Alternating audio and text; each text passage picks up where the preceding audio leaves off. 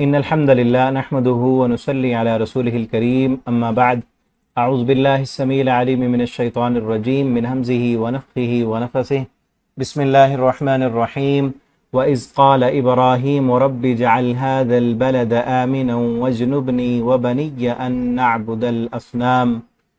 تفسیر القرآن کا سبق آج انشاءاللہ سورہ ابراہیم، اس کا رکوع نمبر 6 پڑھیں گے ہم، اور یہی رکوع ہے جس رکوع میں سیدنا ابراہیم علیہ السلام کی دعاؤں کا ذکر ہے، اور اسی وجہ سے اس سورت کا نام بھی سورہ ابراہیم ہے۔ تو اس کا لفظی ترجمہ دیکھتے ہیں، پھر انشاءاللہ اس کی تفسیر پڑھیں گے۔ وَإِذْ قَالَ، اور جب کہا ابراہیم علیہ السلام نے، ربی، اے میرے رب، اجعل، تو بنا دے، هذا البلد، اس شہر مکہ کو، آمنا، امن والا، وجنبنی، اور بچا مجھے، دور رکھ مجھے، وبنیہ، اور میری اولاد کو، میرے بیٹوں کو، ان نعبد الاصنام، کہ ہم عبادت کریں بتوں کی۔ ربی، اے میرے رب، انہن، بے شک انہوں نے، اضللنا، گمراہ کر دیا، کثیرن، بہت سے، من الناس، لوگوں کو، فمن، پھر جس نے، تبعنی، میری پیروی کی، فإنہ منی، تو بے شک وہ مجھ سے ہے، ومن عصانی، اور جس نے میری نافرمانی کی، فإنک غفور الرحیم، بے شک تو بہت بخشنے والا اور بڑا مہربان ہے۔ ربنا، اے ہمارے رب، انی، بے شک میں نے، اسکن، تو آباد کیا ہے، سکونت دی ہے، رہائش دی ہے، من ذریتی، اپنی اولاد کو، بوادن، ایک ایسی وادی میں جو غیر ذی زر، غیر کھیتی والی ہے، غیر زرعی زمین ہے، عند بیتک المحرم، تیرے حرمت والے گھر کے پاس۔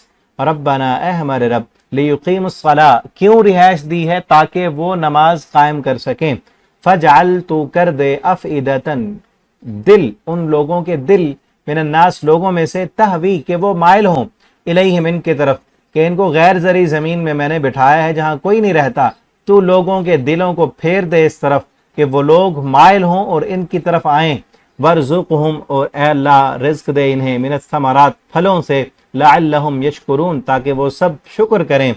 ربنا، اے ہمارے رب، انکا، بے شک تو، تعلم، تو جانتا ہے، ما نخفی، جو ہم چھپاتے ہیں، وما نعلن، اور جو ہم ظاہر کرتے ہیں، وما یخفا، اور نہیں چھپتی، علی اللہ، اللہ پر، من شیء، کوئی چیز، فی الارض، زمین میں، ولا فی السماء، اور نہ آسمان میں۔ الحمدللہ، تمام تعریفیں اللہ کے لیے ہیں۔ الذی، وہب لی، وہ ذات جس نے عطا کیے مجھے، لی مجھے، علی الکبر، بڑھاپے کے باوجود، اسماعیل بھی عطا کیا، و اسحاق، اور اسحاق بھی دیا۔ ان ربی لسمیع الدعاء، بے شک میرا رب خوب دعاؤں کو سننے والا ہے۔ ربی، اے میرے رب، اجعلنی، بنا دے مجھے، مقیم الصلاۃ، نماز قائم کرنے والا، ومن ذریتی، اور اللہ میری اولاد کو بھی نماز قائم کرنے والا بنا دے۔ ربنا، اے ہمارے رب، وتقبل دعا، اور تو اس دعا کو قبول فرما۔ ربنا اغفر لی، اے ہمارے رب بخش دے مجھ کو، ولوالدی، اور میرے ماں باپ کو، وللمؤمنین، اور سب مومنوں کو، یوم یقوم الحساب، جس دن قائم ہوگا حساب۔ یہاں تک یہ رکوع کمپلیٹ ہوا، اور ابراہیم علیہ السلام کی دعائیں بھی یہاں تک کمپلیٹ ہوئی۔ یہ وہ دعائیں ہیں کہ جن دعاؤں کو سیدنا ابراہیم علیہ السلام نے، ان میں سے اکثر دعائیں اس وقت مانگی جب ابراہیم علیہ السلام کو 86 سال، بعض روایات میں 99 سال، اس سے بھی اوپر جا کے آپ کو اولاد ملی۔ حضرت اسماعیل علیہ السلام اللہ رب العالمین نے عطا کیے، اور ابھی ان کی عمر دودھ پینے کی تھی، دودھ پینے کی عمر تھی۔ ابراہیم علیہ السلام کا صبر دیکھیں، امتحانوں کی زندگی دیکھیں۔ پیچھے بھی ہم کچھ پڑھ آئے ہیں ابراہیم علیہ السلام کا ذکر سورہ بقرہ میں، یہاں بھی ہے، آگے بھی ہوگا۔ تو یہاں اصل جس واقعے کی طرف اشارہ ہے وہ ہے کہ جب ابراہیم علیہ السلام کو اللہ نے بیٹا دیا، اور پھر امتحان میں ڈالا کہ ابھی بیٹا دودھ پینے کی عمر کو ہے، اللہ نے یہ امتحان دیا کہ اس بیٹے کو اٹھاؤ اور ایسی وادی میں جا کے چھوڑ آؤ جہاں کچھ بھی نہیں ہے، کوئی آبادی نہیں، کوئی وہاں انسان نہیں رہتا، وادٍ غیر ذی زرع، یہی الفاظ پڑھے نا ابھی ہم نے، اس کی تفسیر میں بھی پہنچتے ہیں۔ تو اللہ نے کہا ایسی وادی میں جاؤ جہاں پر کوئی آبادی نہیں ہے، غیر زرعی زمین ہے، جہاں کچھ نہیں اگتا، وہاں جا کے چھوڑ کے آ جاؤ۔ یہ کتنا بڑا امتحان ہے ابراہیم علیہ السلام کا۔ ایسے نہیں اللہ نے نام دیا کہ آج رہتی دنیا تک اللہ نے ان کی عادات کو اللہ نے اپنی عبادت بنا دی ہے، جہاں جہاں وہ رہے، جیسے جیسے اپنے بیٹے کو جہاں رکھا اور ان کی قربانی دی، یہ قربانی، یہ حج، یہ سارا ابراہیم علیہ السلام کی یاد میں ہے نا. اتنی بڑی قربانی. آپ ذرا تصور کریں کہ آپ اپنے بچے کو، اپنی جوان بیوی کو جنگل میں بے آب و گیا جنگل میں چھوڑ کے آنے کے لیے تیار ہیں. کیا دل پہ گزری ہوگی. کہا کہ جاؤ چھوڑ کے آ جاؤ. ابراہیم علیہ السلام نے اپنے دودھ پیتے شیر خوار بچے کو اٹھایا اور بیوی کو بھی ساتھ لیا. بیٹے کو آگے اونٹنی پہ سوار ہوئے، بیٹا آگے گود میں اٹھایا، بیوی کو پیچھے بٹھایا اور چل پڑے ایسی وادی کی تلاش میں جہاں دور دور تک کوئی پانی نہ ہو، کوئی سایہ دار درخت نہ ہو. اور بیت اللہ الحرام جہاں اللہ کا گھر ہے، جب وہاں پہنچے تو پتہ چلا کہ یہی وہ سرزمین ہے جہاں اللہ نے حکم دیا کہ اپنی بیوی بچے کو چھوڑ دوں. وہاں پہ اونٹنی کو بٹھایا، اپنی بیوی کو نیچے بٹھایا زمین پر، اور بچہ دودھ پیتا اس کی گود میں رکھا اور خود واپس جب جانے لگے، اماں ہاجرہ اٹھیں، اپنے بیٹے کو اٹھایا اور زمین پہ لٹا دیا اور پیچھے دوڑ کر بھاگ کر ابراہیم علیہ السلام کی اونٹنی کی مہار کو تھاما اور کہا ابراہیم کہاں جا رہے ہو؟ ہمیں یہاں بے آباد ویرانے میں چھوڑ کر کدھر جا رہے ہو؟ اگر مجھ سے غلطی ہوئی ہے تو میں معافی مانگنے کے لیے تیار ہوں، میں آپ کے پاؤں پکڑنے کے لیے تیار ہوں. اگر مجھ سے ناراضگی ہوگی کہ آپ بات ہی نہیں کرتے. ابراہیم علیہ السلام بولتے بھی نہیں ہیں کیونکہ اللہ کی طرف سے یہ حکم تھا کہ ان کو بتانا بھی نہیں، بولنا بھی نہیں. اماں ہاجرہ کہتی ہیں اگر مجھ سے غلطی ہوئی ہے، میری اس غلطی کی سزا میرے اس ننھے اسماعیل کو تو نہ دو، میں کیا کروں گی یہاں پہ. ابراہیم علیہ السلام بولتے نہیں. پھر کہا اتنا تو بتا دو اللہ ہمارا کا بہذا. بیوی کو بھی تو پتا تھا نا کہ میرا شوہر اللہ کے حکم کے بغیر کوئی کام نہیں کرتا. جب اللہ کا حکم آئے تو پھر کسی چیز کو نہیں دیکھتا، خاطر میں نہیں لاتا، لگتا ہے کہ اللہ کا حکم ہے. کہا ابراہیم صرف اتنا تو بتا دو کہ یہاں بے آباد ویرانے میں ہمیں اپنی مرضی سے چھوڑ کے جا رہے ہو یا اللہ کا حکم ہے. وہاں حضرت ہاجرہ کا بھی امتحان ہوا. ابراہیم علیہ السلام کہنے لگے اللہ امرنی بہذا، اتنا اشارہ کیا کہ نعم، اور زبان حال سے یہ کہا کہ ہاجرہ اپنے حکم سے، اپنی مرضی پر اپنے دودھ پیتے بچے کو اس بے آباد ویرانے میں چھوڑ کے کون جاتا ہے؟ اللہ امرنی بہذا، اللہ نے مجھے اس کام کا حکم دیا ہے. اماں ہاجرہ کا امتحان ہوا. انہوں نے کیا کہا؟ اماں ہاجرہ کہنے لگی ابراہیم پھر گھبرانے کی ضرورت نہیں ہے، پھر آنسو گرانے کی ضرورت نہیں ہے. جس رب نے بڑھاپے میں بیٹا دیا تھا وہ رب اس بے آباد ویرانے میں بچانا بھی جانتا ہے. اگر اللہ کا یہ حکم ہے اذ لا یضیعن اللہ ابدا، تب اللہ ہمیں کبھی ضائع نہیں ہونے دے گا. یہ امتحان تھا، اللہ پر امید اور توکل تھا. جس توکل اور امتحان نے آج ان کی اداؤں کو اللہ نے اپنی عبادت بنا دیا ہے. امتحان ہی تھا نا کہ جب اتنا اللہ پر امید تھی کہ میرا رب مجھے ضائع نہیں کرے گا چاہے کوئی انسان نہیں ہے یہاں. پھر وہاں کیا ہوا؟ ابراہیم علیہ السلام چلے گئے، انہوں نے بیٹوں کو بٹھایا، وہ ایک مشکیزہ پانی کا، تھوڑی سی کھجوریں، وہ سب کتنے دن چلتی تھی وہ ختم ہو گئیں. پھر اماں ہاجرہ بچے کی پیاس کو بجھانے کے لیے بلکتا ہوا بچہ زمین پہ ایڑیاں رگڑ رہا ہے، دیکھ نہ سکیں، چڑھیں اوپر کوہ صفا پہ چڑھیں. کس لیے چڑھیں؟ تاکہ ادھر ادھر دیکھیں، کوئی مجھے آبادی نظر آئے تاکہ میں وہاں سے جا کر پانی لے سکوں، کوئی اڑتا ہوا دھواں نظر آئے پتہ چلے کہ وہاں آگ جل رہی ہے، کوئی لوگ ہیں وہاں پہ، کوئی پرندے جاتے ہوئے نظر آئے پتہ چلے کہ وہاں پانی ہے. کچھ نظر نہیں آیا. پھر نیچے اتری اور کوہ مروہ پہ چڑھ گئیں، مروہ پہاڑی پہ چڑھیں. اور پھر خیال آیا میرے بچے کو کوئی نہ اٹھا لے، کوئی جنگل کا درندہ ہی نہ کھا جائے.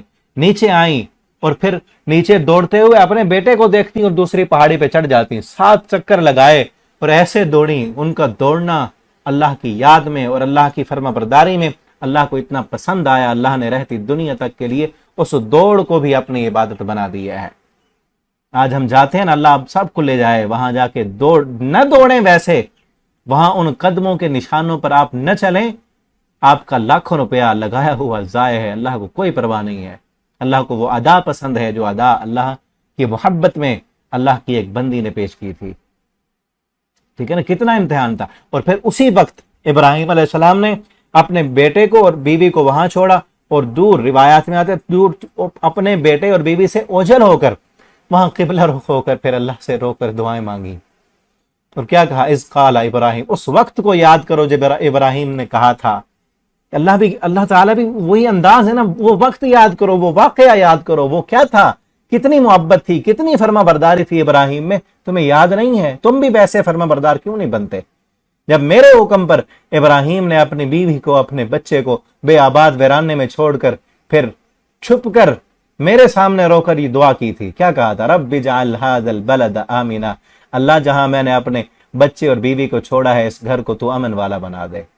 यहाँ वैरान सुनसान बैयाबान जंगल है, यहाँ कहीं दरिंदे मेरे बच्चे और बीवी को खा न जाएं, तू सब कुछ करने पर कादिर है अल्लाह, मैं इस घर को अमन वाला बना। अल्लाह ने कैसे दुआएं कबूल की। फिर आज जितना अमन शहर मक्का में है पूरी दुनिया में कहीं नहीं है। और आज नहीं, उस दौर में भी कि जब अरब में बहुत ज्यादा कत्ल गारत होती थी और अरब के बदुओं का जो जरिया माश था वो लूट मार करना था, उस वक्त भी मक्का वालों को अमन था। हमने पढ़ा ना सूरह कुरैश में, लीलाफि कुरैश इलाफिम रिहलतश शिताई वस्सैफ फलयअबुदू रब्ब हाज़ल बैत अल्लज़ी अतअमहुम मिन जू व आमनहुम मिन खौफ। ए मक्का वालों, इस घर के रब की इबादत करो जिसने तुम्हें खौफ में अमन दिया है कि दूसरों के काफले उचक लिए जाते हैं, तुम्हें कोई कुछ नहीं कहता। अल्लाह ने ये अमन दिया था कि अहले मक्का को लोग कुछ नहीं कहते थे, अदब करते थे, एहतराम करते थे, ये अल्लाह के घर के बासी हैं, अल्लाह के घर के मुतवल्ली हैं। तो ये इब्राहिम अलैहिस्सलाम की दुआ थी कि अल्लाह ने उस शहर को अमन वाला बनाया है और आज भी अमन वाला। और यहाँ इन दुआओं से अपने लिए भी दुआएं सीखें कि हम भी अल्लाह से जब मांगे अमन मांगे, सुकून मांगे। ठीक है ना, आपके पास दौलत है, आपका अच्छा कारोबार है, लेकिन अमन नहीं है तो कुछ नहीं मिलेगा, कोई सुकून नहीं मिलेगा।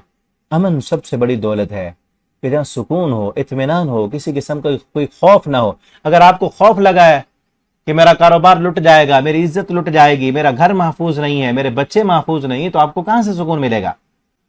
अगर आपको सुकून हो, इत्मीनान हो कि मेरे बच्चे भी घर में महफूज हैं, मेरा कारोबार भी महफूज है, मेरी इज्जत भी महफूज है, मेरा जान और मेरा माल हिफाजत में है, कोई कुछ नहीं कहेगा, ये तो अमन बहुत बड़ी दौलत है। अल्लाह से दुआ मांगे कि अल्लाह हमारे मुल्क को अमन का गहवारा बना दें। अल्लाह शरीर लोगों की शरारतों से, हासदों के हसद से हमारे घरों को, हमारे मुल्क को, हमारे शहरों को अल्लाह अमन वाला बना दे। अल्लाह अमन और सुकून दे। जब भी अल्लाह से मांगा करें दुआ में तो अमन भी मांगा करें, अपने लिए, अपने घर के लिए, अपने शहर के लिए, अपने मुल्क के लिए अमन मांगा करें। ठीक है ना, वजनुबनी, और अल्लाह मुझे बचा और मेरी औलाद को भी बचा के हम बुतों की इबादत करें। उस वक्त बुतों के पुजारी थे, इब्राहिम अलैहिस्सलाम ने बुतों को तोड़ा भी। ठीक है ना, वो वाकया भी आगे आएगा कि इब्राहिम अलैहिस्सलाम ने किस तरह 17वें पारे में है, बुत खाने में जाकर सारे बुतों को तोड़ दिया था उनको समझाने के लिए। तो दुआ भी कर रहे हैं कि अल्लाह मेरी औलाद को और मुझे तुम बुतों की पूजा से बचा लेना, कि हम शिरक न करें। और आगे क्या कहा, रब्बी इन्नहुन्ना, अल्लाह इन बुतों ने, इन बुतों के पुजारियों ने, इनके मुजावरों ने बहुत ज्यादा लोगों को गुमराह किया हुआ है। इन दरबारों के गद्दी नशीनों ने कई लोगों को गुमराह कर दिया। अज़लल्न कसीरम मिनन नास, अल्लाह बहुत ज्यादा लोगों को गुमराह कर दिया। आज भी देखें हम, ये जो पंडित हैं, ये पोप, ये पादरी और मज़ारों और दरबारों के जो गद्दी नशीन हैं, इन्होंने लोगों को गुमराह किया हुआ है। और कई कलमा पढ़ने वाले दरबारों और मज़ारों पर जाकर उन गद्दी नशीनों को नजराने देकर ये समझते हैं कि हमारी जन्नत पक्की है। किस तरह गुमराह किया? वो समझते हैं कि हमें सालाना देते रहो, तुम यहां आके नजराने देते रहो, हमें जो है हमारे गले भरते रहो, तुम्हें इबादत करने की कोई जरूरत नहीं है, हम तुम्हें ले जाएंगे जन्नत में। किस तरह ये गुमराही, कितनी बड़ी ये गुमराही है। लोग क्या समझते हैं कि हम सालाना फलां दरबार पे जाके देते हैं, फलां मजार पे जाके देखें चढ़ाते हैं, तो लोगों ने जहन में ये समझ लिया है कि हमारे लिए यही इबादत बस काफी है। हत्ता के चोर, डाकू, लुटेरे, जिस्म फरोश औरतें, वो भी वहां जाके नजराने जो है देती हैं, वहां न्याज बांटती हैं और समझती हैं कि ये इबादत हमारे लिए काफी, जो मर्जी करते रहें, ये छुड़वा लेंगे हमें। उस वक्त भी लोगों का यही नजरिया था कि ये जो अल्लाह के जो बुत बनाए हुए थे वो अल्लाह के नेक बुजुर्गों के ही थे ना। ये बात पहले भी मैं कई दफा बता चुका हूं। उन नेक बुजुर्गों के बारे में ख्याल ये था कि ये हमें छुड़वा लेंगे अल्लाह से। तो क्या कहा इब्राहिम अलैहिस्सलाम ने कि अल्लाह इन लोगों ने कई तेरे बंदों को गुमराह कर दिया है, तो फिर क्या क्या कर, फमन तबिअनी फइन्नहु मिन्नी, जो बंदा मेरी पैरवी करेगा, तौहीद कबूल करेगा, वो मुझसे है। अमन आसानी, और जिसने मेरी नाफरमानी की, अल्लाह तू माफ करने वाला है, तू गफूरुर रहीम है, تو ان کو معاف کر دے۔ ابراہیم علیہ السلام کی نرمی دیکھیں، ان کے بارے میں بھی یہ نہیں کہا کہ اللہ تو ان کو عذاب دے یا ان کو سزا دے، بلکہ کیا کہ اللہ تو غفور الرحیم ہے، تیری غفوریت کا تقاضا یہ ہے کہ تو ان کو معاف کر دے، لیکن تیری مرضی ہے، کیونکہ اللہ کا قانون ہے، جس نے شرک کیا بغیر توبہ کے مر گیا اللہ نے اسے معاف نہیں کرنا۔ ابراہیم علیہ السلام اپنی، کیونکہ اللہ نے فرمایا نا ان ابراہیم لحلیم اواہ منیب، ابراہیم علیہ السلام بڑے نرم دل تھے اور بہت رونے والے، آہوزاری کرنے والے تھے۔ اور آگے کیا کہا؟ ربنا، اے میرے رب، انی اسکنت من ذریتی، اللہ میں نے آباد کیا ہے اپنی اولاد کو، بوادن، ایسی وادی میں، غیر ذی زر، جہاں پر کوئی کھیتی نہیں ہے، جہاں پر بارش نہیں برستی، جہاں پر کوئی سایہ دار درخت نہیں ہے، بے آب ہو گیا وادی ہے، جنگل ہے، سنگلاخ پہاڑ ہیں۔ اگر آج بھی آپ وہاں جا کے، جو پہاڑ بچے ہوئے ہیں، اکثر پہاڑوں کو تو گرا کر کاٹ کر عمارتیں بنا دی گئی ہیں نا، جو پہاڑ آج بھی موجود ہیں وہاں پر، ان پہاڑوں کو دیکھیں اور ان عمارتوں میں ذہن میں نہ لائیں تو آج بھی ان پہاڑوں کو دیکھ کے ڈر لگتا ہے، کتنے خطرناک اور سیاہ رنگ کے پہاڑ ہیں۔ جب یہ عمارتیں نہیں ہوں گی، ایک بندہ بھی وہاں نہیں، اور ہر طرف یہ پہاڑ ہی پہاڑ ہیں، کتنا ڈر لگتا ہوگا کہ ان پہاڑوں میں کتنے بھیڑ، بھیڑیے، شیر اور جنگلی درندے چھپے ہوئے ہوں گے۔ لیکن ابراہیم کا ایمان دیکھیں، توکل دیکھیں اپنے رب پر کہ جس رب نے دیا ہے وہ رب بچائے گا، ٹھیک ہے نا۔ آج ویسا ایمان ہمیں بھی پیدا کرنے کی ضرورت ہے۔ بوادن غیر ذی زر، اور پھر ایمان دیکھیں اللہ پر، یقین دیکھیں، اطمینان دیکھیں۔ اللہ آبادی کیا ہے، جگہ کون سی ہے؟ غیر ذی زر، غیر زرعی زمین ہے، تیرے حرمت والے گھر کے پاس میں نے چھوڑا ہے۔ کس لیے؟ ربنا لیقیم الصلاۃ، اللہ تاکہ یہ نماز قائم کر سکیں، تاکہ یہ نماز قائم کر سکیں۔ آج ہمیں بھی چاہیے کہ ہم اپنی ترجیحات کو دنیا ترجیحوں میں نہ لائیں، اپنی آخرت ترجیح میں لائیں۔ آپ وہاں گھر لیں جہاں مسجد قریب ہو، یہ ابراہیم علیہ السلام کی سنت۔ آپ قربانی کرنا صرف ابراہیم کی سنت نہیں ہے، مسجد کے قریب گھر بنانا یہ بھی سنت ابراہیمی ہے، چاہے آپ کو وہاں پلاٹ مہنگا ملے، چاہے آپ کو وہاں پہ دنیا کی سہولیات کم ملیں، لیکن دین تو ہے نا۔ آپ دیکھیں نا، ایک جگہ آپ گھر لے رہے ہیں، وہاں دنیا کی سہولتیں آپ کو زیادہ ہیں، آپ کو اپنے کاروباری سہولتیں آپ کو زیادہ وہاں ملتی ہیں، ٹھیک ہے نا، آپ کو وہاں آسانی میسر ہے، آپ کو پلاٹ بھی سستا مل رہا ہے، لیکن وہاں ساتھ مسجد نہیں ہے تو آپ کی اولاد بگڑ جائے گی، نہ قرآن پڑھنے والے بنیں گے، سستی کی مارے نہ آپ مسجد میں جا کے نماز پڑھیں گے، مسجد جب دور ہوگی۔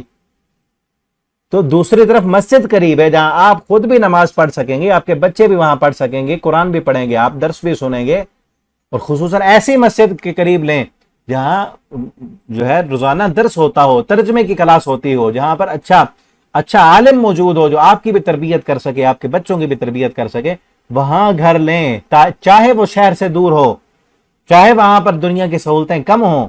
یہ ابراہیم علیہ السلام کی سنت ہے۔ بادن غیر ذی زر، کوئی شہر نہیں، بیابان سنسان ہے، لیکن کیا ہے، تیرا گھر موجود ہے، اس لیے تاکہ یہ نمازی بن سکیں۔ اللہ ان کو نمازی بھی بنا، وہ آگے دعا آ رہی ہے، ٹھیک ہے نا، بیقیم الصلاۃ، اللہ تاکہ یہ نماز تو قائم کر سکیں، اور پھر اللہ سے دعا کریں۔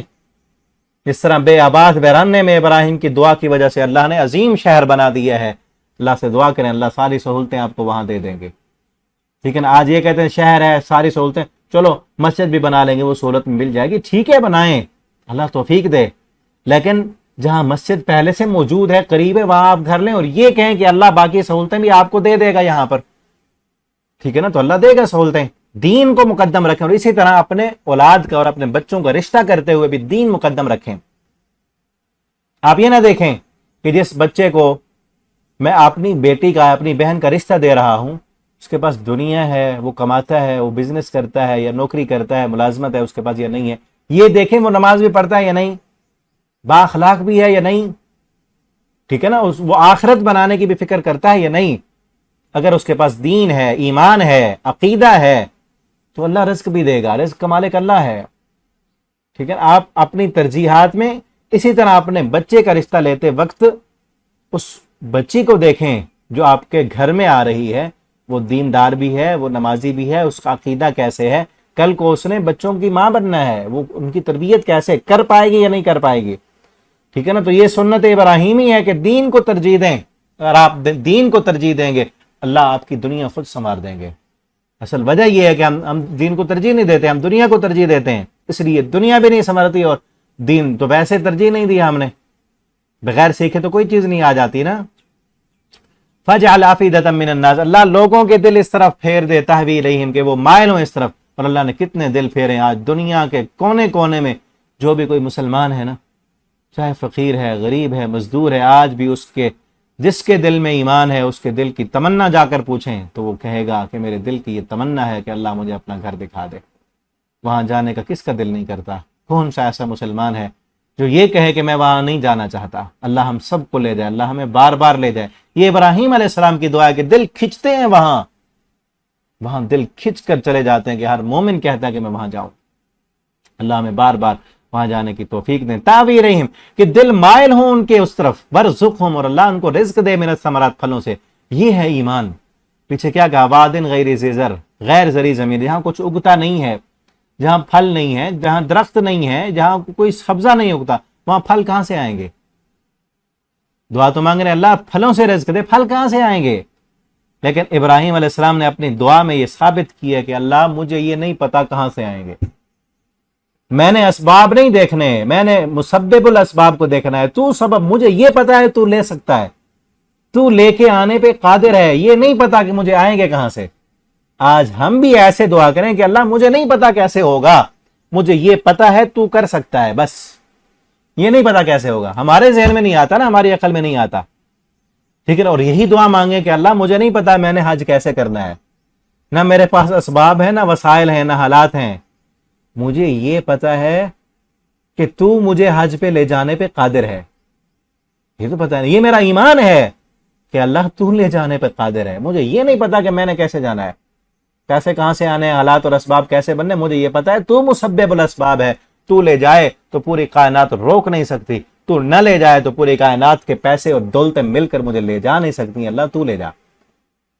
اگر ہم بھی اس ایمان سے دعا مانگے نا، کسی بھی معاملے میں، شفا مانگنی ہو، کوئی مسئلہ پھنسا ہوا ہے، دنیا بھر کے جو ہے لوگ آپ کے خلاف ہیں، اللہ سے یہ کہ اللہ مجھے یہ پتا ہے کہ تو قادر ہے، ٹھیک ہے نا؟ دنیا بھر کے ڈاکٹروں نے لا علاج کر دیا ہے آپ کو، آپ کے بچے کو، آپ کے کسی بھی رشتہ دار کو، انہوں نے کہا اس کا علاج ہو ہی نہیں سکتا، آپ اللہ کے سامنے جھکیں اور کہیں کہ اللہ مجھے پتا ہے تو قادر ہے، تو سب کچھ کرنے پر قادر ہے۔ ان دنیا کے ڈاکٹروں اور طبیبوں نے لا علاج کر دیا ہے نا، ان ڈاکٹروں اور طبیبوں کو تو میں نے رب نہیں مانا، رب تجھے مانا ہے، ٹھیک ہے؟ اور انبیاء کی دعائیں دیکھیں، زکریا علیہ السلام کو جب سب نے کہا یہ بیوی بانجھ ہو چکی ہے، بچہ ہو سکتا ہی نہیں، انہوں نے کیا کہا؟ اللہ ان ڈاکٹروں اور طبیبوں نے لا علاج کیا ہے، میں نے ان کو تو رب نہیں مانا، رب تو ہے، تو دینے پر قادر ہے اور میرا ایمان ہے تو دے سکتا ہے، اللہ نے دیا۔ ابراہیم علیہ السلام نے بھی وہی کہا، اللہ میرا ایمان ہے، مجھے یہ نہیں پتا کہاں سے آئیں گے، وادی غیر ذی زر ہے، لیکن میرا ایمان ہے کہ تو لائے تو کوئی روک نہیں سکتا۔ اور اللہ نے کیسے دیے پھل، صرف ان کو نہیں دیے، اس وقت بھی لوگوں کو وہاں بسایا۔ پوری تاریخ مکہ پڑھ کے دیکھیں کس طرح لوگ آئے، مائل کیا اللہ نے لوگوں کے دلوں کو۔ اور آج بھی آپ کو دنیا کے جس بھی کونے میں کوئی بھی پھل لگتا ہے وہ آپ کو مکہ میں ملتا ہے، اور ایسے پھل ملتے ہیں کہ بے موسم، ایک ہی موسم میں آپ کو جو ہے آم بھی ملے گا، مالٹا بھی ملے گا، حالانکہ ایک موسم کے پھل نہیں ہیں، ہر ملک کا، یہ نہیں کہ ایک ملک کا، ہر ملک کی ورائٹی آپ کو وہاں ملتی ہے، ہر طرح کا پھل ملتا ہے۔ یہ ابراہیم علیہ السلام کی دعا کی برکت ہے کہ اللہ نے سب کچھ دیا ہے وہاں پر۔ اور کیوں؟ لعلہم یشکرون، ساتھ یہ بھی تاکہ وہ شکر ادا کر سکیں، ان پھلوں کو کھا کے شکر ادا کریں، ٹھیک ہے نا؟ وہاں پہنچ کے شکر ادا کریں، اور یہاں بھی اللہ نے جو نعمتیں دی ہیں ان نعمتوں پر اللہ کا شکر ادا کریں۔ ربنا انک تعلم، آگے کیا کہا؟ ربنا اے میرے رب، انک تعلم ما نخفی، اللہ جو ہم چھپاتے ہیں وہ تو جانتا ہے، وما نعلن، جو ہم ظاہر کرتے ہیں وہ بھی تو جانتا ہے۔ آپ دیکھیں نا کس موقع پہ کہہ رہے ہیں، بیوی اور بچے کو ویرانے میں چھوڑا ہے، خود الگ کھڑے ہوئے ہیں۔ اب اس ایسے موقع پر دل کی کیا کیفیت ہوگی؟ اللہ میرے دل میں کیا طوفان ہے، کیا درد ہے، کتنی تکلیف ہے، اور ان ساری تکلیفوں پر، ان سب پریشانیوں پر، ان جو ہے آخر دل ہے نا، انسان ہے، فطرت ہے، محبت جوش مار رہی ہے، اور بیٹا بھی بڑھاپے میں ملا ہے، مانگ مانگ کے ملا ہے، اور پھر وہ بیٹا جو بڑھاپے کا سہارا بننے والا ہے، دل میں کیا کچھ نہیں ہوگا، اللہ وہ سارے میرے دل کی کیفیات کو تو جاننے والا ہے، جس کو میں ظاہر بھی نہیں کر سکتا اور ظاہر کیا بھی نہیں۔ آج تو ہے نا ہمیں کوئی تکلیف ہو، ہم دوسرے کو بلا کر کہہ دیتے ہیں مجھے یہ تکلیف ہے، یہ پریشانی ہے، وہ پریشانی بتانے سے پریشانی دل کا غم ہلکا ہو جاتا ہے نا۔ ابراہیم کیا کہتے ہیں، اللہ میں نے کسی کو بتایا بھی نہیں، میرے دل کی ساری کیفیتوں کو تو جاننے والا ہے۔ وما نعلن، جو میں ظاہر کر رہا ہوں، جو میں الفاظ میں ادا کر رہا ہوں تیرے سامنے، وہ بھی تو جانتا ہے، اور جو میرے دل میں طوفان ہے اسے بھی تو جانتا ہے۔ تو جو میں مانگ رہا ہوں وہ بھی دے دے، جو میرے دل میں ہے وہ بھی دے دے۔ یہ بھی دعا کا ایک انداز ہے، ٹھیک ہے نا۔ ہم دعا سیکھیں، ہم کس طرح دعا مانگتے ہیں، کبھی غور کیا ہمارے الفاظ کیا ہوتے ہیں دعا مانگتے وقت؟ تو ہم بھی اپنی دعا میں یہ کہا کریں کہ اللہ میں وہ مانگ نہیں سکتا، مجھے مانگنے کا طریقہ نہیں آتا، جو میرے دل میں ہے، جو مجھے ضرورت ہے وہ تجھے تو دے دے، ٹھیک ہے نا۔ پیچھے ہم نے پڑھا ہے نا کہ اللہ کی تو اتنی نعمت ہے، اللہ میں بن مانگے دیتے ہیں۔ پچھلے رکوع میں جو ہم نے پڑھا وَإِن تَعُدُّوا نِعْمَتَ اللَّهِ لَا تُحْصُوهَا وَآتَاكُم مِّن كُلِّ مَا سَأَلْتُمُوهُ، اللہ نے وہ کچھ دیا، سب کچھ جو تم نے مانگا۔ بلکہ وہاں میں نے بتایا تھا یہاں مانگنے سے مراد یہ نہیں ہے کہ جو جس چیز کا سوال کیا، بلکہ کیا ہے کہ جس چیز کی ضرورت تھی، جو چیز چاہیے تھی اللہ نے دی، ورنہ مانگنے سے سارے کچھ ملتا تو ہمیں شاید ہم کچھ بھی نہ پا سکتے۔ اللہ نے ہمیں بن مانگے بہت چیزیں دی ہیں، یہاں بھی یہ کہ اللہ جو میں مانگ سکا ہوں وہ بھی تو دے دے، جو نہیں مانگ سکا وہ بھی دے دے۔ اللہ جو نہیں مانگ سکا میرے لیے بہتر ہے، تو جانتا ہے میرے لیے کیا بہتر ہے، مجھے نہیں پتا ہے مجھے کیا مانگنا چاہیے، ٹھیک ہے نا۔ آپ سیکھیں دعا مانگنا، اللہ سے یہ کہیں کہ اللہ مجھے نہیں پتا میرے لیے کیا بہتر ہے، تو مجھے وہ دے دے جو میرے لیے بہتر ہے، ٹھیک ہے نا۔ جو مجھے بہتر لگتا ہے میں نے مانگا ہے، اور جو میں نہیں مانگ سکا میرے لیے بہتر ہے اللہ تو وہ عطا کر دے، اور جو میرے لیے بہتر نہیں ہے وہ مجھ سے تو دور کر دے، ٹھیک ہے نا۔ تو یہ دعا کا انداز ہے، وما یخفی وما یخفی علی اللہ، اور کوئی چیز نہیں چھپ سکتی اللہ پر، فی الارض ولا فی السماء، زمین و آسمان میں کوئی انسان نہیں چھپ سکتا، کسی کے گناہ نہیں چھپ سکتے، کسی کی نیکیاں نہیں چھپ سکتے۔ کوئی تنہائیوں میں اللہ کی بغاوتیں کر رہا ہے تو اس کا بھی اللہ کو پتہ ہے، کوئی تنہائیوں میں چھپ کر اللہ کے سامنے سجدے کر رہا ہے اور رو رہا ہے، دعائیں مانگ رہا ہے، تو اس کا بھی اللہ کو پتہ ہے۔ الحمدللہ، اللہ ساری تعریفیں تیرے لیے، اس ذات کے لیے، وہب علی جس نے مجھے عطا کی علی الکبر، بڑھاپے میں، اسماعیل اور اسحاق۔ اس دعا سے یہاں سے معلوم ہوتا ہے کہ یہ جب اسحاق علیہ السلام ملے تھے اس وقت یہ دعا مانگی تھی، تو پھر چونکہ دعائیں ہیں ابراہیم علیہ السلام کی تو اس کو بھی یہاں اکٹھا کیا گیا ہے۔ علی الکبر اسماعیل، بڑھاپے میں جس نے، اب دیکھیں کتنی شکر گزاری اللہ کے، کتنے اللہ فرماتے شاکر لانعمہ، میرا ابراہیم میرا شکر گزار تھا۔ آج ہم دیکھیں کہ اگر کسی کو بیٹا نہ ملے تو یہاں 60 سال 70 سال 80 سال، ابراہیم علیہ السلام تو 100 سال پہنچ چکے ہیں، تو اس کی حالت اور کیفیت کیا ہوتی ہے؟ کس قدر اللہ کی ناشکری اور کن کن اللہ کے نافرمانیوں میں وہ پہنچ چکا ہوتا ہے۔ آج تو 10 سال بیٹا نہ ملے نا تو لوگ درباروں اور مزاروں پہ بیٹے لینے کے لیے جانا شروع کر دیتے ہیں، اپنی بیویوں کو وہاں لے جاتے ہیں، عزتیں احترام کراتے ہیں۔ آج دیکھیں ہمارے ملک کی درباروں اور مزاروں پہ کیا کچھ نہیں ہو رہا، کتنی اللہ کی بغاوتیں اور نافرمانیاں وہاں ہوتی ہیں۔ تو ابراہیم علیہ السلام 100 سال تک بیٹا نہیں ملا، کیا اس وقت بابا آدم علیہ السلام کی قبر نہیں تھی؟ حضرت نوح علیہ السلام کی قبر نہیں تھی؟ کیا ابراہیم علیہ السلام گئے اپنی بیوی کو لے کر ان قبروں پر، ان کی مزاروں پر؟ جس طرح آج کلمہ پڑھنے والے جاتے ہیں درباروں اور مزاروں پر کہ ہمیں بیٹا نہیں مل رہا، اور پھر کہتے ہیں ہم ان سے تھوڑی مانگتے ہیں، یہ لے کر دیتے ہیں۔ ابراہیم علیہ السلام گئے بابا آدم کی قبر پر کہ آپ لے کر دو، نہیں گئے، ٹھیک ہے نا۔ تو ہمیں بھی نہیں جانا چاہیے، جو ابراہیمی ہے وہ مرتا مر تو جاتا ہے، اللہ کا در چھوڑ کر کسی اور در پہ وہ نہیں جاتا، ٹھیک ہے نا۔ اور پھر اللہ کا شکر گزار ہوتا ہے، جس طرح ابراہیم علیہ السلام شکر گزار ہیں۔ 80-86 سال میں بھی بیٹا ملا ہے، تب بھی کیا کہتے ہیں؟ ساری تعریفیں میرے رب کے لیے، ان ربی لسمیع الدعاء، میرا رب تو خوب میری دعائیں سنتا ہے، ہمیشہ سے میری دعائیں سنتا ہے، میرے رب نے میری کبھی نہیں موڑی۔ اور آج قربانی کرنے والا یہ کہے کہ میرا رب میری سنتا نہیں، ان کی موڑتا نہیں، لہٰذا میں ان کے پاس جاتا ہوں، درباروں اور مزاروں پہ جا کے اپنا ایمان گوا دے، اس کا ابراہیم علیہ السلام کے ساتھ کوئی تعلق نہیں ہے۔ کیا کہا؟ ان ربی لسمیع الدعاء، میرا رب ہمیشہ میری دعائیں سنتا ہے، میرا رب ہی سننے والا ہے۔ ہم بھی کہیں کیا ہو گیا اللہ نے اگر نہیں قبول کی، وہ میرے لیے بہتر نہیں ہوگا، اس لیے اللہ نے نہیں دی، ٹھیک ہے نا۔ میں پہلے بھی بتا چکا ہوں نا، کوئی چیز ہم مانگ رہے ہوتے ہیں اپنے والدین سے، لیکن والد کو پتا ہے اس کے لیے یہ چیز اچھی نہیں ہے، 5-7 साल की उम्र में कोई बच्चा मोबाइल मांगे, वालिद को पता है कि ये खराब हो जाएगा, वो नहीं लेके देगा, ठीक है ना। तो अगर बच्चा बड़ा होकर उसको पता चलेगा ना, इसी तरह अल्लाह रब्बुल आलमीन हमारे वालिदैन से ज्यादा हमसे प्यार करने वाले हैं। कोई चीज अगर हमें नहीं मिली तो अल्लाह ने इसलिए नहीं दी कि हमारे लिए बेहतर नहीं है, वो चीज पाकर हो सकता है हम खराब हो जाएं, इसलिए अल्लाह ने नहीं दी, ठीक है ना। जिस तरह बाप अपने बच्चे की वो ख्वाहिश पूरी नहीं कर रहा होता, तो इसलिए ये ना कहें कि अल्लाह ने कबूल नहीं की, मेरे लिए बेहतर नहीं थी, मेरे रब ने नहीं दी, जो फैसला मेरे रब ने मेरे बारे में किया वो सबसे बेहतर था। अल्लाह की हर वक्त तारीफ करें। इन्ना रब्बी लसमीउद दुआ, मेरा रब खूब सुनने वाला है। आगे क्या दुआ की, रब्बी जालनी, अल्लाह तो मुझे बना दे मुकीमस सलात, नमाज कायम करने वाला। ये दुआ मांगा करें, ठीक है ना। जब भी मौका मिले इस दुआ को मांगें, और जो है नमाज के आखिर में भी बाज़ लोग इस दुआ को पढ़ते हैं। तो बहरहाल और दुआएं जो नबी सल्लल्लाहु अलैहि वसल्लम ने नमाज के आखिर में सिखाई हैं, उन दुआओं को भी पढ़ें। अल्लाहुम्मा इन्नी ज़लमतु नफ्सी ज़ुल्मन कसीरा वला यग़फिरुज़्ज़ुनूब, जो मसनून दुआएं हैं, और अगर टाइम मिलता है तो ये दुआ भी पढ़ लें, ठीक है। इस दुआ को उस नमाज में पढ़ना मखसूस टाइम पर साबित नहीं है, लेकिन ये है कि एक हदीस में आता है कि वो दुआ की कबूलियत का वक्त है, सलाम फेरने से पहले दुआ की कबूलियत का वक्त है। अगर बाकी मसनून दुआएं आपने पढ़ ली हैं, टाइम मिलता है तो ये दुआ भी आप उस वक्त पढ़ सकते हैं। रब्बी जालनी मुकीमस सलाती व मिन ज़ुर्रियती, अल्लाह मुझे भी नमाज कायम करने वाला बना दे, व मिन ज़ुर्रियती, और मेरी औलाद को भी। रब्बना व तक़ब्बल दुआ, ए हमारे रब तू मेरी दुआ को कबूल फरमा, अल्लाह मेरी दुआओं को कबूल फरमा।